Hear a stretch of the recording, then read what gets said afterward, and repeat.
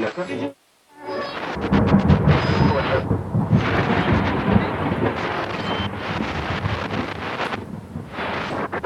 long as you are trying to make progress, you will go up. But up always implies down. So while you are trying to get better and better and better, that means that when you get to the best, you can only go on to the worst. And so you go round and round and round, ever chasing the illusion that there is something outside yourself, outside your here and now, to be attained that will make things better. And the thing is to recover from that illusion. So a Buddha means somebody who has woken up and discovered that running around this thing may be fun, and it may be good to run around, but if you think you're going to get something out of it, you're under illusion, because you're forever the donkey with the carrot suspended from his own halter. Now then, it goes on to say that there's only one place, one point in this wheel from which you can become a Buddha, and that's here. The Devas are too happy to become Buddhas, or to worry about becoming a Buddha. The Narakas are too miserable, the Asuras are too angry, the animals are too dumb, and the Pretas too frustrated. Only in the middle position, the position of man, which is, you could say, the equal position, the position of sufficient equanimity to begin to think about getting off this rat race, only from there, you see, can you become a Buddha. So the position of a Buddha may be represented either as not on the wheel at all or as right in the middle of it. It makes no difference. And so he is just as in a way the axle point, the still point of the turning world, as to use T.S. Eliot's phrase, is the unmoved center, the unmoved mover, the primum mobile, the axle tree of the world. All sorts, the navel, that's why yogis are said to contemplate their navel. The navel isn't on their tummy, it's this place, the navel of the world. So that's the scheme of cosmology, of ancient Indian cosmology in which Buddhism arises. So you see, therefore, a Buddha is one who awakens from the illusion of samsara. That is, from the thought that there is something to get out of life, that tomorrow will bring it to you, that in the course of time it'll be all right.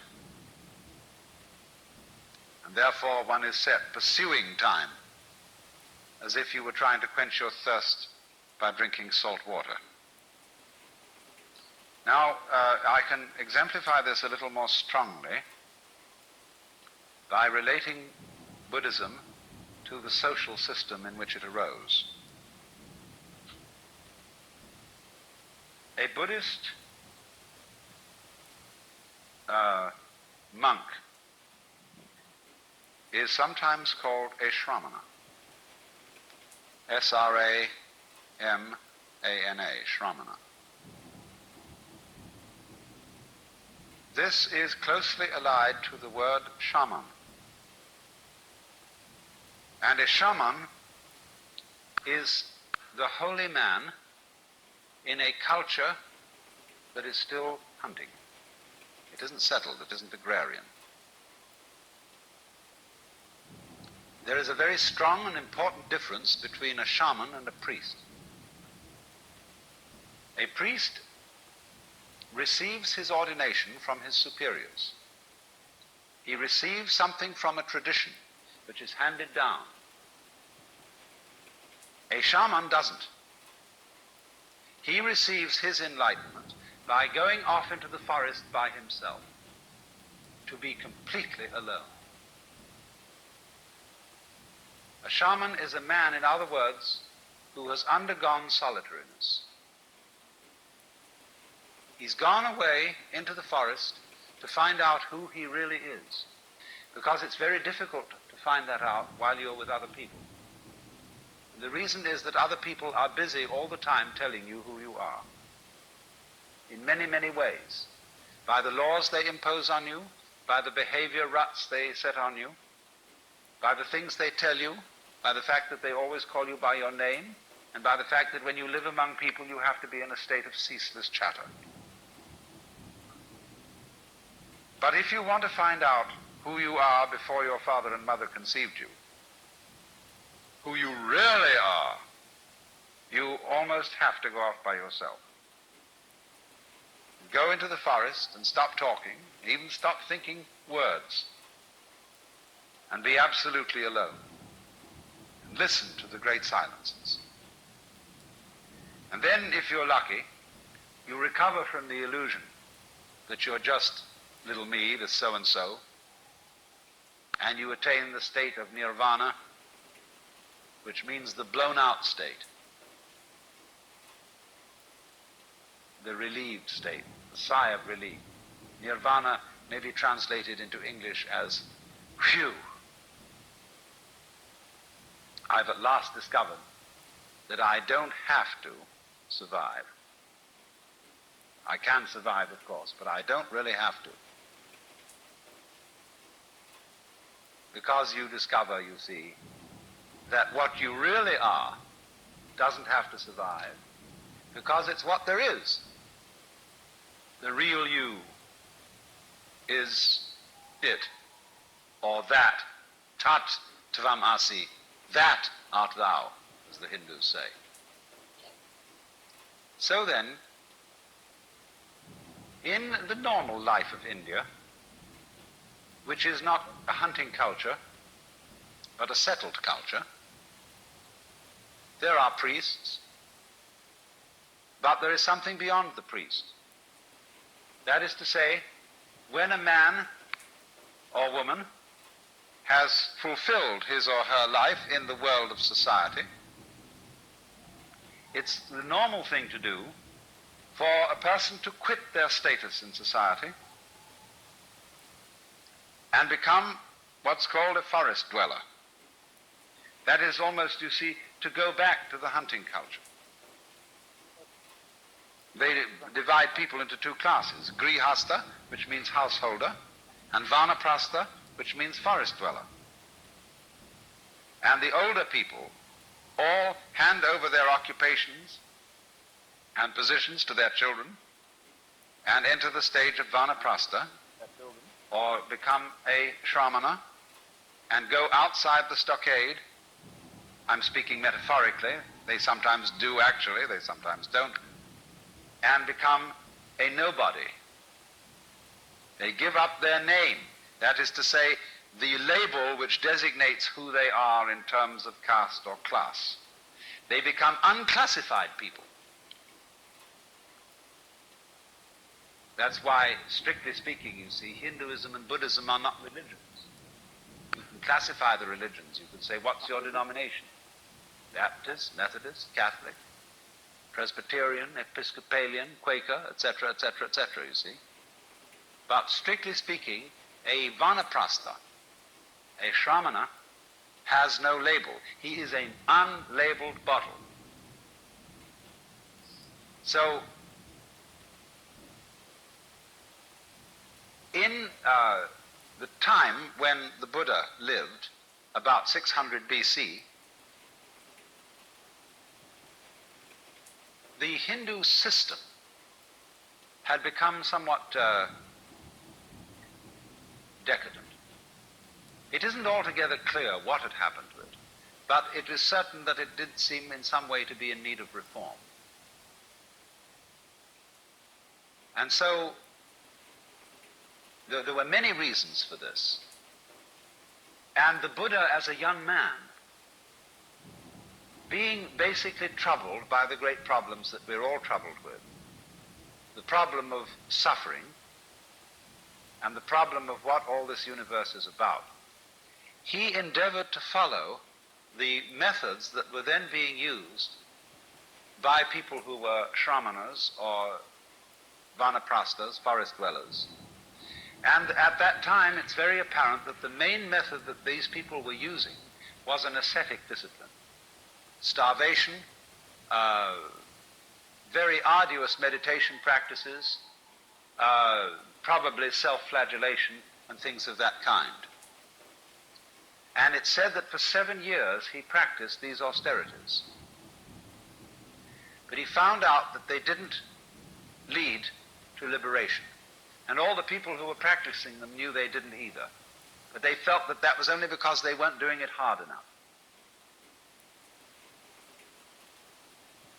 And so he propounded instead the middle way. The way that led to liberation from the rat race that I've drawn here, neither through austerities nor through pleasure-seeking. See, these are the two ways, the two paths. The people who say the whole point of life is to enjoy it, to get the most out of it, you see. And the other people who tried that, and then they found it was sour grapes or something, or they burned their fingers in the pursuit of pleasure. The girl that was so beautiful eventually fell apart, or just turned into a shrew, and whatever it was. And so they said, instead, let us torment ourselves. A lot of people enjoy this, or get something special out of it. I was in Mexico this summer, and what I went there for was to study Mexican Catholicism, where they make a great cult of suffering. And I was very puzzled about this and wanted to understand it. And everywhere, they have these ghastly, tormented Christs, all drooling with blood, hanging on crosses in very contorted positions. And I realized there are certain people who find that the sitting on the tip of a spike is the realest place in the world. Because when you're on the tip of a spike, you know you're there. There's no doubt about it. And also you know that you're expiating for everything. This, somehow by sitting on the spike, you are paying for your guilt. And so long as you hurt, you're all right. See? So these shramanas were doing something of the same kind. And the Buddha became enlightened, became a Buddha. He woke up at the moment when he gave up that kind of quest, the moment he gave up, as we should say, trying to take the kingdom of heaven by storm.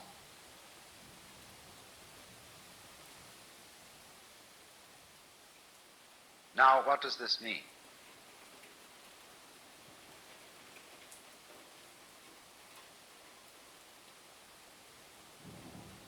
It means that in his time, the way of liberation had become competitive, which meant it was on the wrong track. There are a lot of people who, we call it the holier-than-thou attitude, but we find it today with some objectionable Westerners who go over to Japan to study Zen Buddhism and then come home and brag about the great disciplines they've undergone and say, I sat with my legs crossed in one position for 10 hours as distinct from somebody else who only sat for 5. And always there's this tendency, to have a marathon and be in a competition with others or with oneself about these things. But the moment you do that, you're back on the wheel. The best thing you can get by asceticism is to get up to the Deva world. You can't get anywhere else by it. You may get down to the Naraka world by asceticism too. Read the story Thais by Anatole France. So he found, you see, that the real path, the middle way, the meaning of the middle way is that it's the path that can't be followed. Because to get you onto the middle way, I have to get into a dialogue with you, see, and you say to me, because after all it's always the student that raises the problem, not the teacher. You say, well now what's the right thing to do? I say back to you, why are you looking for the right thing to do? And then you have to consider your situation, where you are. And you say, well, I'm looking for the right thing to do because I feel that I'm in the wrong situation. I don't have peace of mind. Why do you want peace of mind? Because my mind is disturbed. Then in other words, you, as a disturbed mind, are trying to find peace of mind. Your quest for peace of mind is the same thing as having a disturbed mind. Now, if you don't have a disturbed mind, you won't ask for peace of mind. Well, how can I quiet my mind? Why are you asking to quiet your mind? Because it's disturbed. You see where you are? So in this way, by this dialogue, the guru, the teacher, brings a person back to center.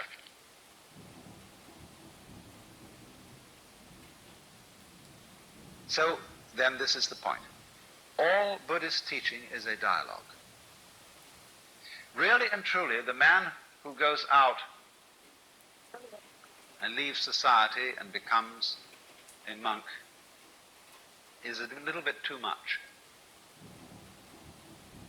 Buddhism involves this act as a preliminary gesture. But what it comes to, in the end, is the position of what's called a bodhisattva. A bodhisattva means somebody who went out of society, or we should say gave up the world in some way, took on the robe, took on the discipline.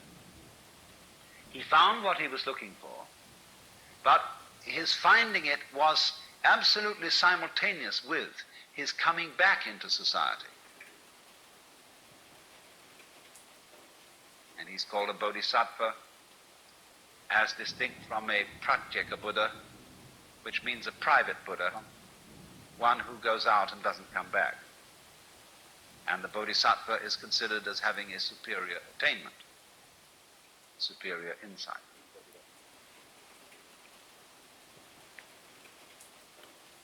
So the important thing to remember then is Buddhism is a dialogue. And its teaching is a method and not a doctrine.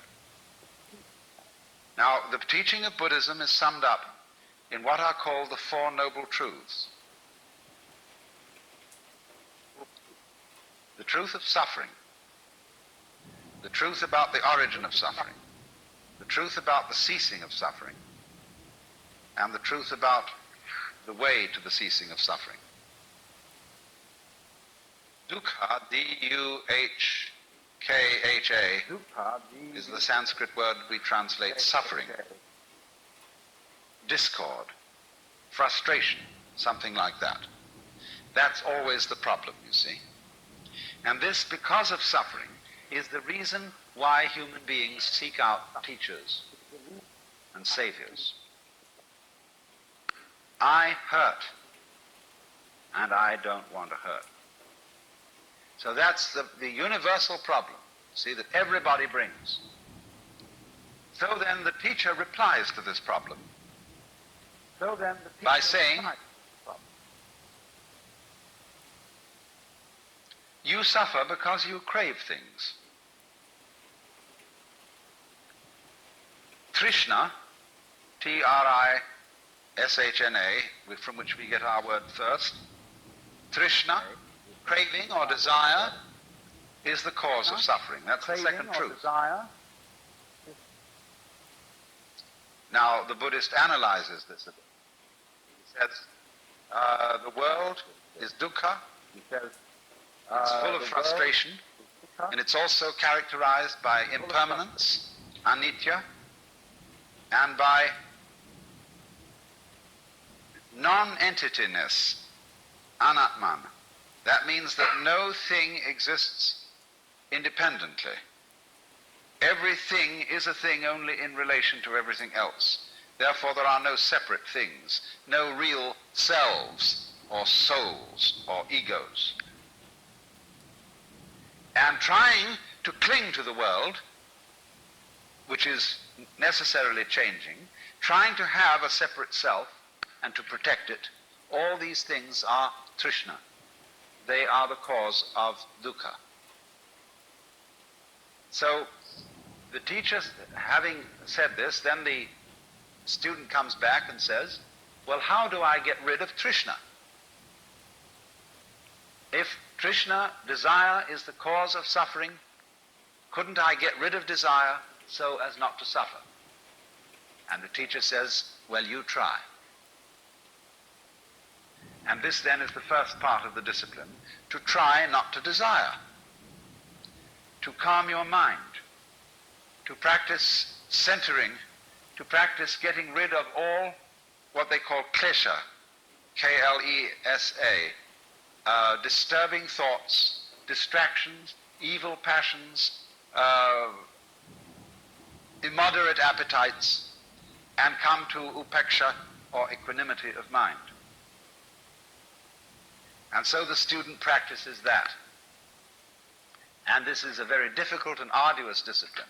And all the time he sees the teacher watching him with a slightly sour expression on his face. And he knows, of course, or thinks he knows, that the teacher is fully aware of his inmost thoughts. Because, you know, it's the Indian way. They go to meeting with the teacher, and the teacher sits under a tree and smokes a cigarette or a pipe or something, and all the students sit around cross-legged, and they meditate. Sometimes the teacher meditates, and they can see him occasionally looking at them like this, you know. And they think, uh-oh, the teacher knows what I'm thinking, because he has the power of infinite vision, you see, and all-seeingness. And this bugs them completely. Because, you see, you remember how it was in school when you were trying to do something and the teacher walked around and looked over your shoulder? It puts you off completely. And so the Hindu teacher or the Buddhist teacher deliberately puts his students off. And finally he raises in their minds an insoluble problem. That if you are trying to stop desire so that you will not suffer, aren't you still desiring to stop desire? Or the students may very well find that out for themselves. And they say to the teacher, but how are we to stop desire when we are desiring to stop desire? So then the teacher can engage them in an extremely marvelous trap, which is to say, he can play it in a number of different directions. One direction is to say, well, don't try to stop all desire, but try to stop as much desire as you can stop.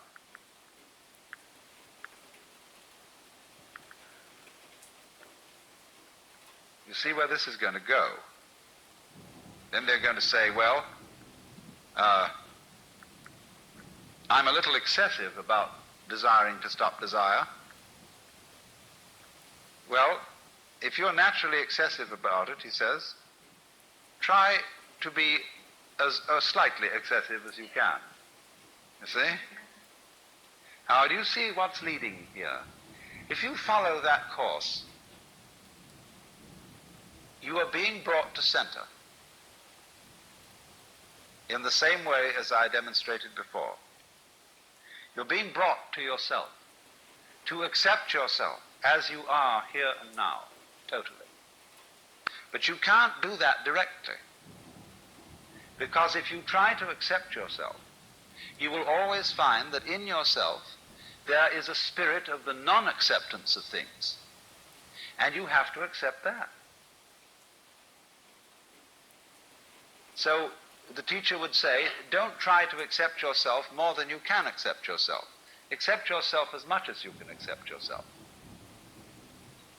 Because then, you see, you are also accepting the part of you that doesn't accept. Or he may try on another tack. He may say, all right, now, if you've seen that it's that desiring not to desire is simply another form of desire. You're trying, for example, to get rid of your sensuous appetites. You are going to give up booze and women and pâté de foie gras or whatever it may be. And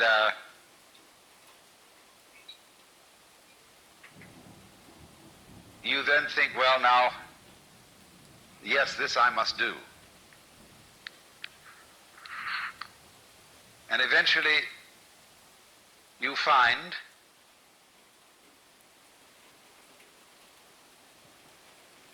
that you are becoming proud of your success in mastering your appetites. And you're beginning to depend on that. So the teacher says, do you see you're in the same trap as you always were? Formerly you sought spiritual security in booze and women and so on. Now you're seeking it in holiness. Formerly you bound yourself with chains of iron. Now you're bound with chains of gold. Formerly you boasted to all the boys how many sins you committed. Now you're boasting before the Lord of how many virtues you have. Same trap. Why do you do it? So the student eventually finds there's no way at all to not desire. Even desiring not to desire is desiring. Even trying to accept oneself is a way of trying to escape from oneself, because one hopes psychotherapeutically that by accepting yourself you will get rid of your nasty symptoms. So you're not accepting them. You're not accepting them by the gimmick, by the pretense of trying to accept them. So this is the way in which the dialogue of Buddhism begins to work. And as it progresses step by step, let me try and show you a little bit more how it works, because I'm shortening it enormously in order to give you an outline of the whole thing. What is going on between the teacher and the student, the Buddha and his disciples, is not merely a dialogue. There is the verbal dialogue, yes, that goes on. But there also it spread over a long period of time. And in the intervals, the students are practicing meditations. They are making efforts to control their minds and emotions, and practicing those things which are the Buddhist equivalents of yoga. So that in parallel to the intellectual discussion, there is going on a total devotion of one's whole being to a quest, morning, noon, and night. And so you see this works up a very considerable psychic alertness. It makes the student put a very considerable psychic investment in the task. And as he goes on, you see, he becomes more and more frustrated. Because as the trap closes, and he finds that it's impossible to do the right thing because the right thing is always done for the wrong reason. When the wrong man uses the right means work in the wrong way. You see? There is something you could do to attain liberation, or as the Christian would say, union with God, if you could do it. But the Christian would say, by reason of original sin, you can't.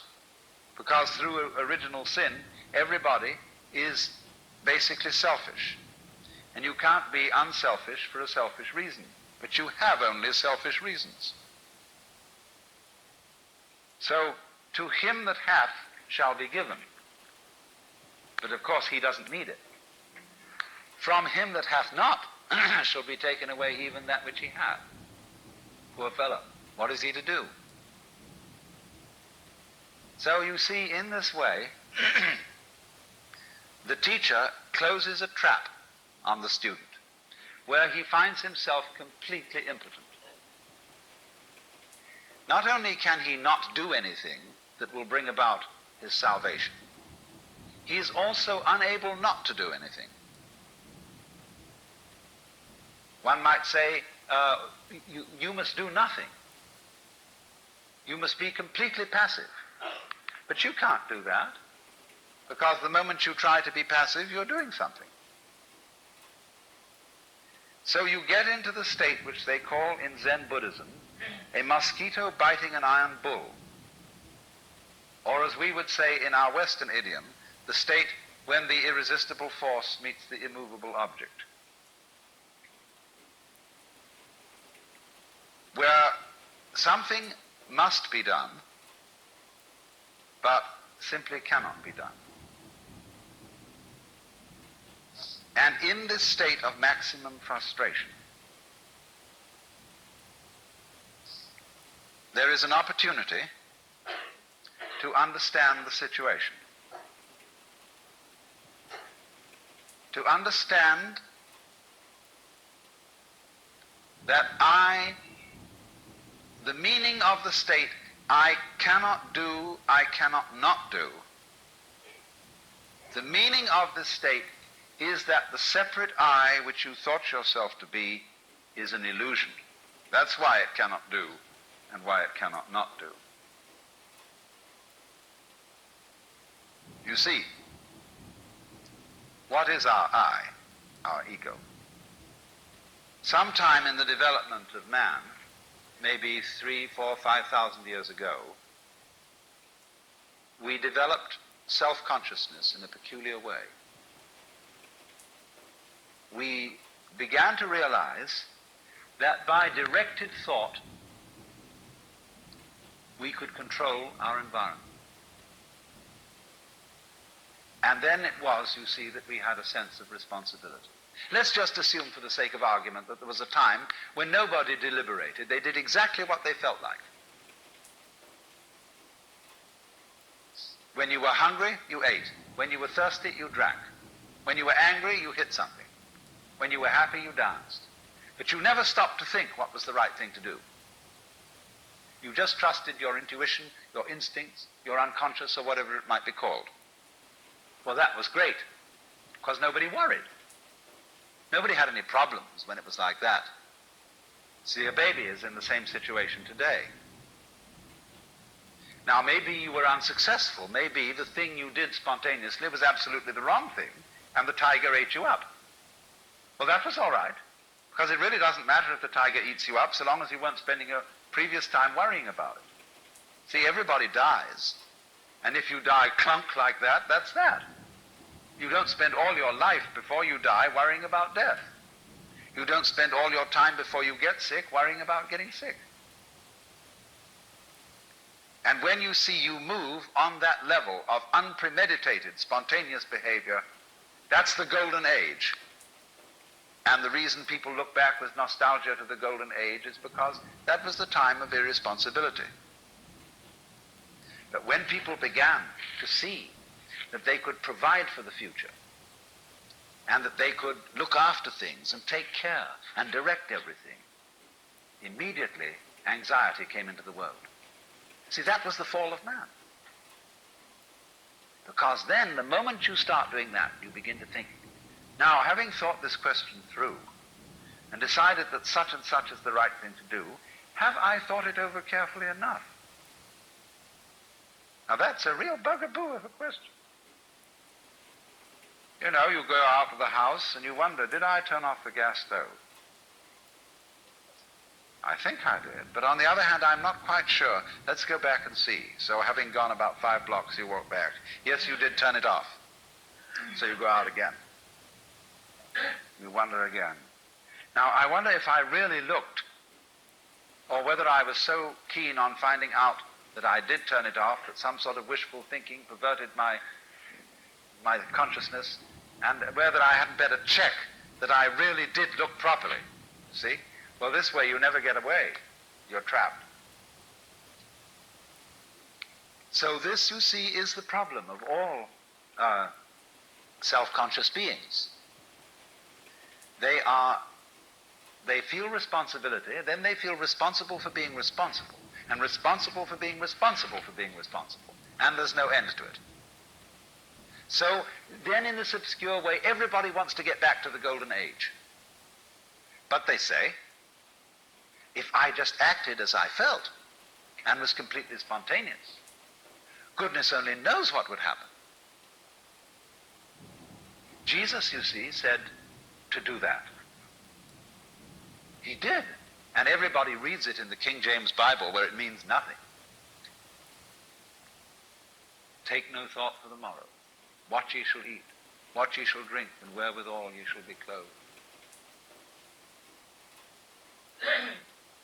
Consider the lilies of the field, how they grow. They toil not, neither do they spin.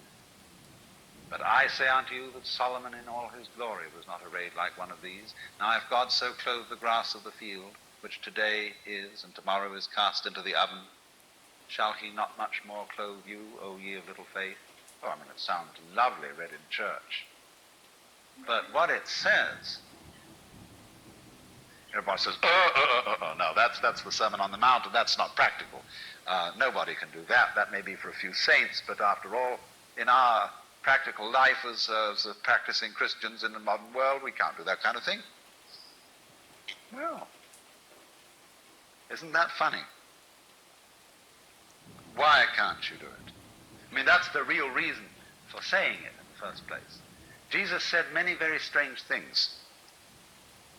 For example, in the parable of the Pharisee and the Publican, how the Pharisee goes up into the front row and says how good he is, and that he's fulfilled all his obligations and paid the tithes. And then there's this publican who goes into the back and sits there and beats his breast and says, God be merciful to me, a sinner. And Jesus says, now that man was the right man. He was justified. But the moment he's told that story, everybody creeps into the back row and says, God be merciful to me, a sinner. And they're all in the front row again. Nobody can do it, you see. That's why the story is told. In the same way, he says, take no thought for the morrow. Stop being anxious. Like going to a psychiatrist, he says to you, oh, don't worry me, stop being nervous. Can you? See, nobody can. And also they find out, you see, that really in the end, nobody can be God. Nobody can make life any better by being responsible about it. Because whatever you gain in that direction, you lose at the same time. By being responsible, we've created civilization, medicine, care of the poor, everything. But what a headache the thing has become. As we solve all our problems, we make more problems. Every problem you solve gives you 10 new problems. I'm not saying don't do that, but don't think you're going to get anywhere by doing that. That's one way of arranging it. That's one kind of dance you can have, is to improve everything and have technology. But it doesn't really solve anything. And it's only in the moment, you see, when you fully understand that your situation as a human being is completely insoluble, that there is no answer, and that you give up looking for the answer, that's Nirvana. And that's how Buddhism works.